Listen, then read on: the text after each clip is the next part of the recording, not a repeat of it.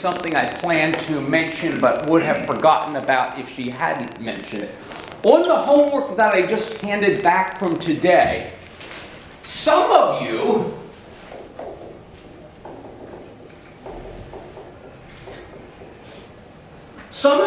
have labeled some premises implied premises in error.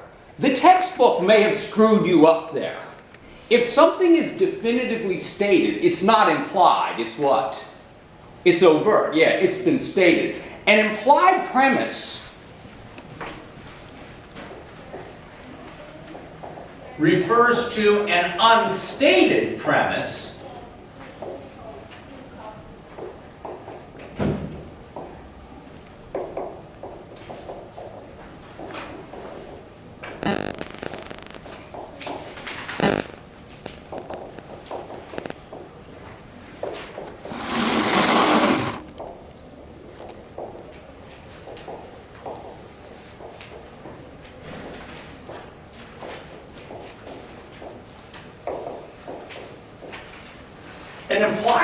refers to an unstated premise that the author doesn't include, assuming that the reader or listener will infer it.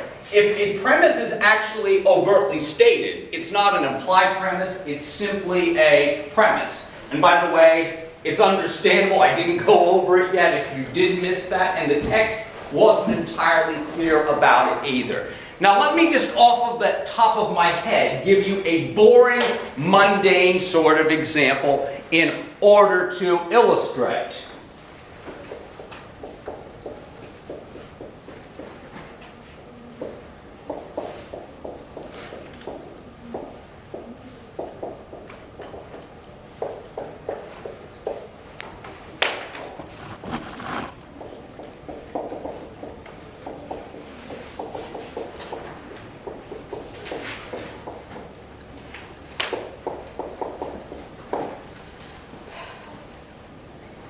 Argument that includes an implied premise. Budweiser must be, and this is not an endorsement by the way, it's just an example. Budweiser must be a high quality beer, otherwise it wouldn't be such a big seller. Now this right here is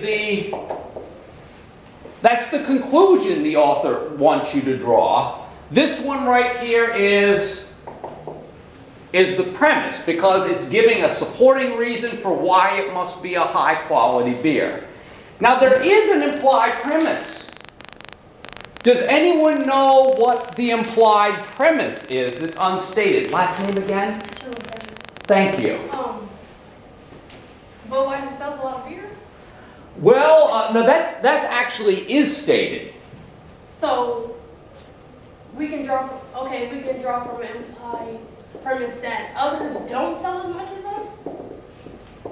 Not quite. And by the way, when I say it, it's going to be obvious. Any other takers? Kapitsky. Had a lot of people buy Budweiser? Well, that is already said. Yeah. The connection between it being high quality and a big seller, that's the connection that's not made between the two premises. What the author assumes that you will infer is... Just that it's better than others. Yeah. So we gotta read between the lines for that? Yes! Whoops, that sounded a little overexcited.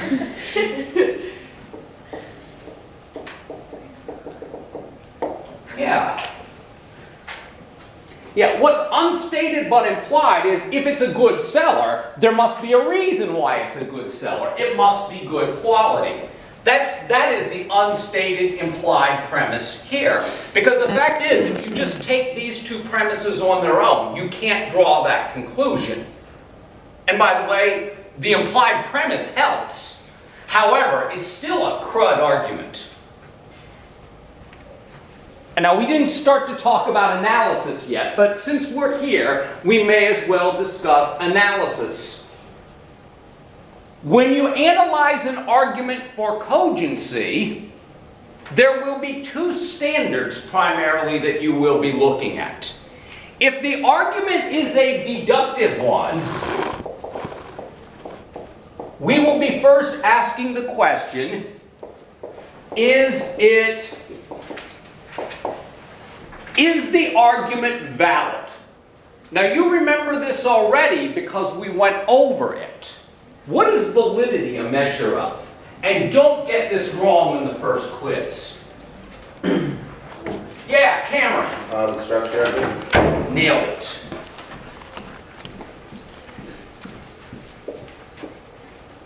Valid arguments are logically well constructed.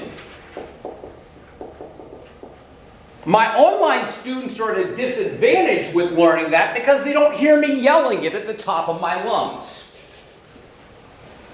You're hearing it at the top of my lungs.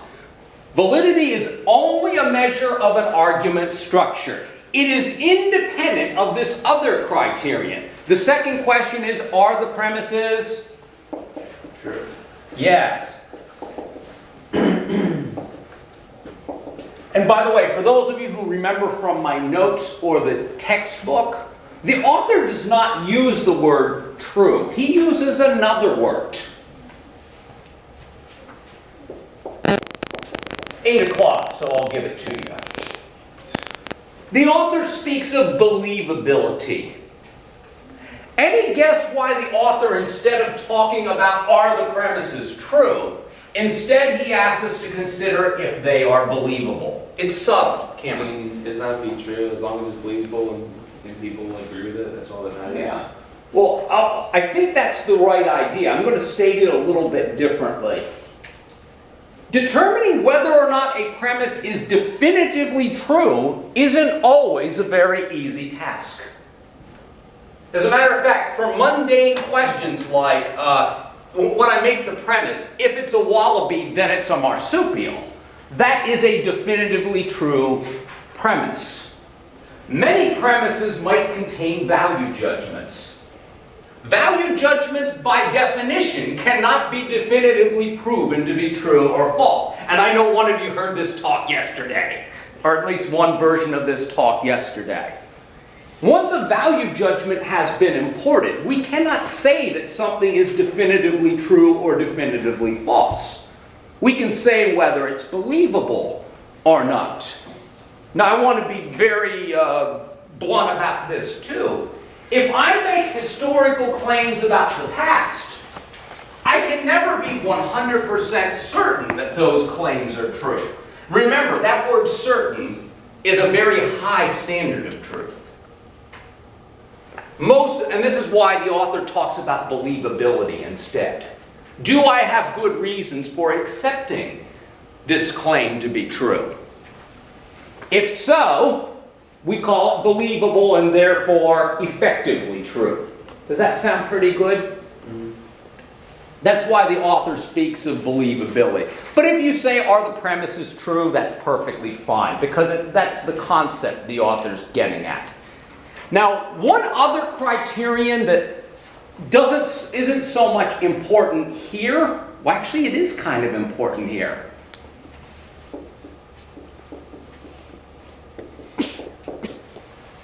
I lied. Another one of the criteria that the author talks about is relevance. We will be talking about the concept of relevance actually over the course of the next couple of chapters. I think that every single one of you has a sort of intuitive understanding of what the word relevant means. Unfortunately, it's one of those words that's not easy to give a clear and concise definition of. If someone asked you, what does relevance mean? How might you explain that to someone? Any takers? What does relevance mean? Cameron. Like, does it fit in with the situation? Does it make sense? Can it be applied to this certain situation? Yeah, I think that's pretty darn good. If I say that such and such is relevant to my holding this point of view, what I'm saying is that there is some kind of connection between this claim and this particular premise. Now, let's talk about relevance here. Budweiser must be a high-quality beer. That's the alleged conclusion. The premise the person tries to use to support is, otherwise it wouldn't be such a big seller. Implied premise, well, good sellers must be high quality. Well, I'm getting into evaluation territory. I would say that this argument is incogent. That is, it is not a logically acceptable argument. The implied premise is questionable, except I'll go further. I would say the implied premise is not just questionable, it's false. Anyone know why I would call this a false premise? Nothing really backing it up. Oh, I'm going to go further. I'm going to give a counterexample. People buy a whole lot of worthless crap. A lot of people have bad taste. Oh, that's true. As a matter of fact, one of the main reasons why people buy things is because it's been marketed down their throat. Or it's cheap. Yeah, or it's cheap. Yeah, And or beers, it's they cheap. always won't get drunk, so. Yeah. Yeah. There is not a relevance, but I should say, the connection between it being a good seller and good quality, there is a relevance problem. That's part of why that premise is false. Because there's not a necessary connection between those two things. There's a lot of reasons why things are good sellers. That has nothing to do with high quality. And this is neither an endorsement or an anti-Budweiser argument. It's just an example. So yeah, don't tell me I'm trying to drive down your stock holdings or whatever. That's not the intent here. Yeah. There's no real relevance between being a big seller and it being high quality. This is why this argument fails, even though it is technically a what. And this is something else to highlight some things that people missed. And by the way, homework is the place to miss. Don't miss it on the exam. Even though it is a flawed argument, it is still nonetheless an argument. Why? Kapinski. Because it has the structure. Yeah, it's got a conclusion and it's got a premise. In other words, there is an attempt to make a claim and then to try to support it with reasons. It's just that there's problems. So yeah, simply because an argument is problematic doesn't mean it's not an argument. Yeah, it might be a crap argument, but nonetheless, it's still an argument. And I think some of you didn't make that connection on your homework. But as I said before, that's the place to mess it up. Because that's where you're graded for efforts. Did that help, I hope, with this conversation about implied premises? Yeah, always keep in mind, implied premises are unstated. The author assumes that you will make that assumption and thus say, oh yeah, the conclusion follows. Next. Wait, I have a quick question. Yes. So, the conclusion doesn't always have to be at the end of a structure? No. Okay. So, yeah, that's another thing that's worth mentioning on the homework. Many of you may have noticed on the ones that I assigned in those short passages, sometimes they stated the conclusion first, and other times they stated it at the end of the short passage. And in one case, it was actually smack dab in the middle. In one case, it was smack dab in the middle. And the only way you could have figured that out was because of things like context. You know, asking yourself, well, what does all of this seem to be pointing towards?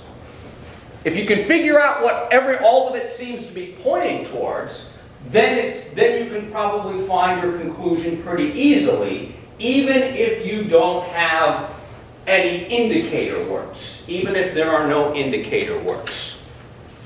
Did that help, I hope? Good, good.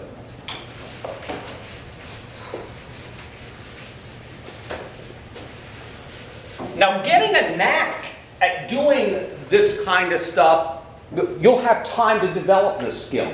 But it will come in handy, especially when we get to those like chapters 3 and 4, where we're going to be looking for logical fallacies.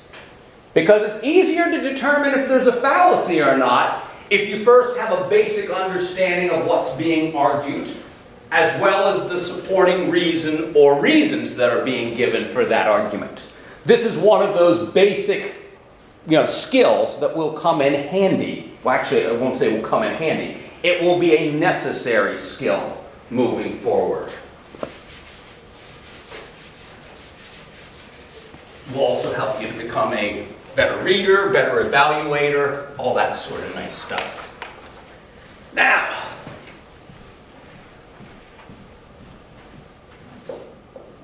that was kind of an addition to that right there, but I wanted to do that right now. Now, before we look at today's homework and perhaps a little bit of last time's homework, I do want to make some clarifications about deduction and inductive reasoning. And by the way, Chapter 2, in a sense, will be a continuation of Chapter 1, because there will be more discussion of deduction and induction in that Chapter 2. What you need to know for now, and this is a reiteration of last time, when we speak of deductive arguments, we are speaking of formal arguments. We call them formal arguments because the main determiner, or I should say the starting point for determining cogency, isn't an analysis of the premises. It's an analysis of the, it's an analysis of the argument structure. Now, I gave you 2 examples last time before we left. Modus ponens and modus tollens. Let me give you 2 more. And these are also examples from what's called propositional logic.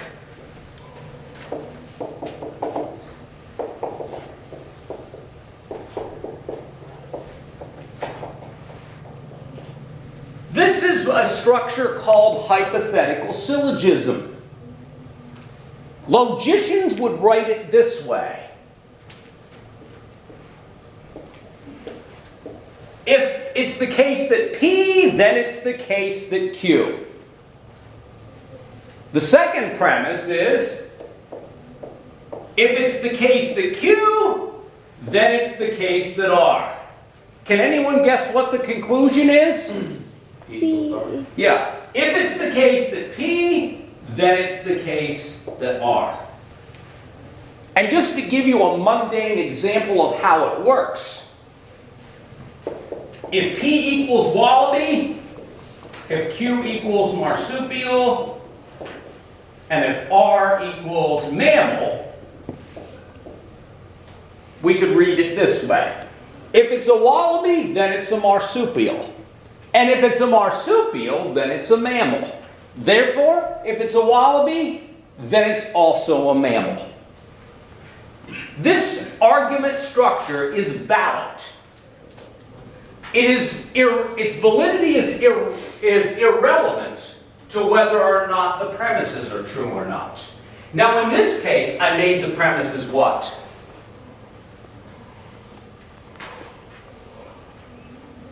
Oh, definitively true. In this case, I made the premises definitively true. Now, you'll notice that the conclusion is also what? True. It's also true.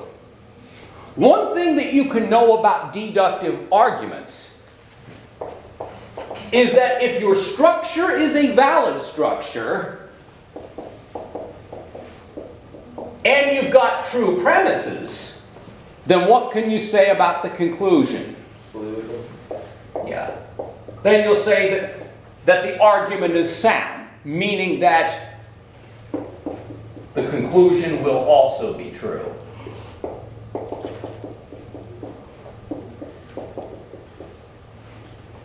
Now let me give you another example. Let me take away induction for a minute.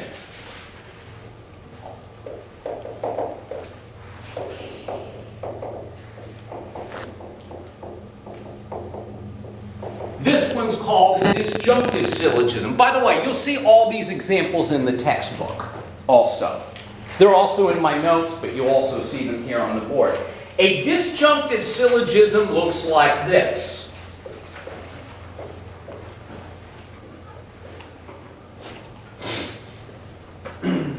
By the way, this symbol right here,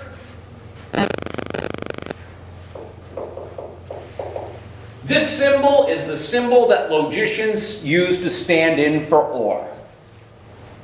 So this literally would read, it's P or it's Q. Now, in order for this statement to be a true statement, one or the other of these minimally has to be what? True. True. It sounds a whole lot like the way we use the word or in everyday life. If I say, today is either Thursday or it's Friday, that is a statement constructed this way. Of course, you would call that statement what? It's false, because it's neither Thursday nor Friday. Therefore, it's a false statement.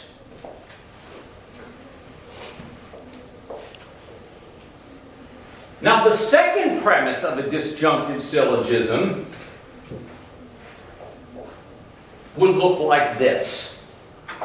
And for those of you who were here last time, you know that this tilde symbol is the one that logicians use for what? Not. Not. Thank you. So this second premise says, but it's not the case that P. Well, guess what conclusion you can draw? It's P or it's Q, but it's not P. It's Q. Therefore, it must be Q. That is a valid structure.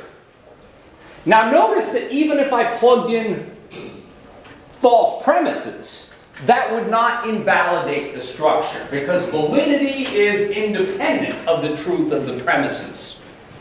I know I said that at least 3 times. The reason I do it is because even though it's a fairly easy concept, it's a very difficult one for some people to have it sink in. And I think it's in part because of a colloquial misusage of the word validity that we are taught to use. I'll give you an example. I corrected one of my online students on this. A student made the comment, this is a valid statement. To which I smart-asked the student, and I said, statements are not valid or invalid. Arguments are valid or invalid. Statements are true, false, or undetermined. After my smart-ass move, guess what I did? I did say, I understand why you made that mistake, because the system actually trains people to make that mistake because of our imprecise use of the word valid. Yeah, I was kind of rude about it to get the students' attention, but then I said I was sorry. Yeah. Sometimes you got to get a person's attention in order for it to sink in. But yeah, I say misuse of the word, but it's really not your fault. Because people misuse the word valid on a daily basis, pretty much. Do not mistake validity for the truth value of the premises. You will definitely miss more than one quiz question if you make that mistake. Hint, hint. But if you're going to miss it on a quiz, not on the test. Hint.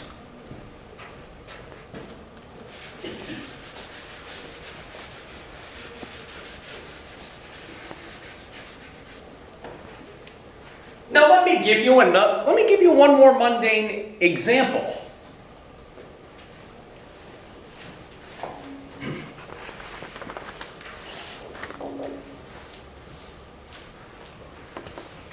Okay.